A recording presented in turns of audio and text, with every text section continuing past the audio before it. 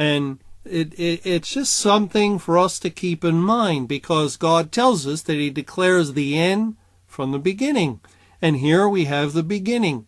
And it doesn't mean right in this chapter God is declaring the end, but we can find information to help us in understanding the end here or anywhere in the Bible. And so as God is creating the world in the beginning of this world, of course, he understands man will fall.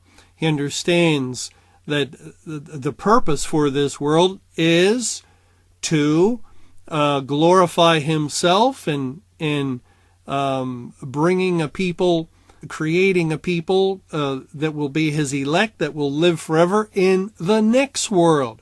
Right from the very beginning, God knows this world will serve a purpose over the course of a certain period of time, and then it must be destroyed and a new world must form. So the all-knowing God who inhabits eternity certainly has that in mind. As he is creating this world, he is also able to give us information concerning the next world he will create. And one thing we can see is that God created this present earth, this present universe, over the course of several days, and he did it a little bit by a little bit, little by little, which is a statement that the Lord makes concerning the conquest of the land of Canaan, which typifies the promised land or the new earth. He says, I will not drive out the inhabitants of the land all at once, but little by little he will drive them out. And so Israel took possession of the promised land after the 40-year wilderness sojourn, little by little, in stages. And again, for some reason at this point, I have a tendency of jumping ahead. Let's stay here in Genesis 1 and continue looking at this wonderful creation that God created, the enormous handiwork of God, the power of the Word of God, as the heavens do declare the glory of God. Remember, as God makes that statement in Psalm 19, in verse 1, the heavens declare the glory of God, and the firmament showeth his handiwork. Day unto day uttereth speech, and night unto night showeth knowledge.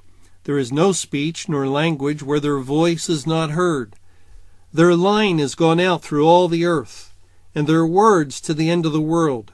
In them hath he set a tabernacle for the sun, which is as a bridegroom coming out of his chamber, and rejoiceth as a strong man to run a race. His going forth is from the end of the heaven, and his circuit unto the ends of it, and there is nothing hid from the heat thereof. Isn't that something that God says, that the heavens declare his glory, show his handiwork, and in them he has set a tabernacle for the sun? That is, God is basically using the picture of the sun dwelling in the heavens. The heavens are like the tent, the tent that God has stretched out. And God does speak of stretching out the heavens. I think here in Isaiah 40, let's go over to Isaiah 40. It says in verse 21 of Isaiah chapter 40, have ye not known? Have ye not heard? Hath it not been told you from the beginning? Have ye not understood from the foundations of the earth? It is he that sitteth upon the circle of the earth, and the inhabitants thereof are as grasshoppers, that stretcheth out the heavens as a curtain, and spreadeth them out as a tent to dwell in. You see that statement? God is the one sitting upon the circle of the earth, and God is the one that stretcheth out the heavens as a curtain, and spreadeth them out as a tent to dwell in.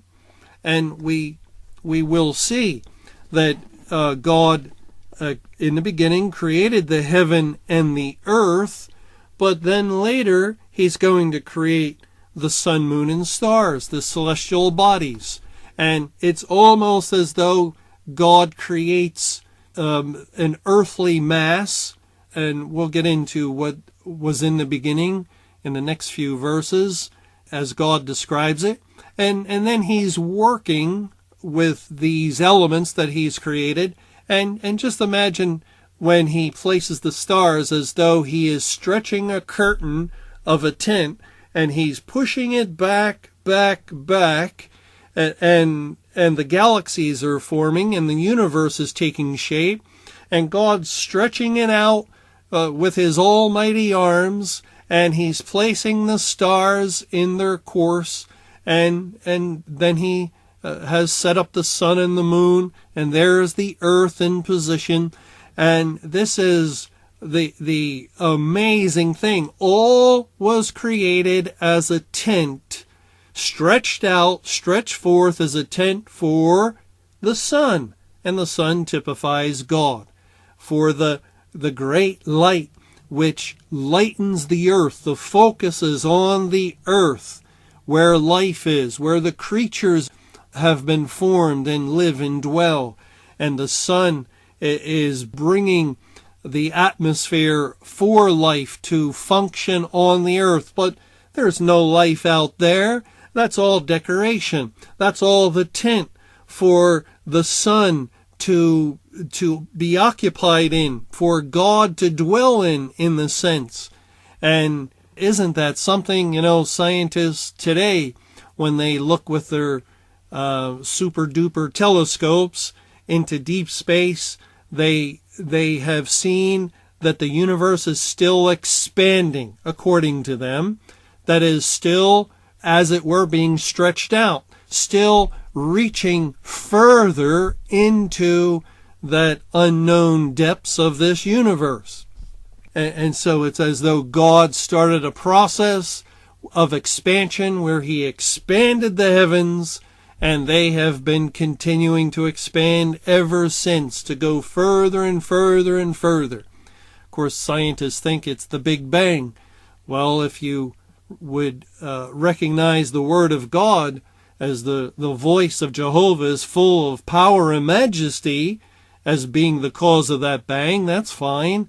As it is in truth, it was the declarative statement of God. In the beginning, God created the heavens and the earth.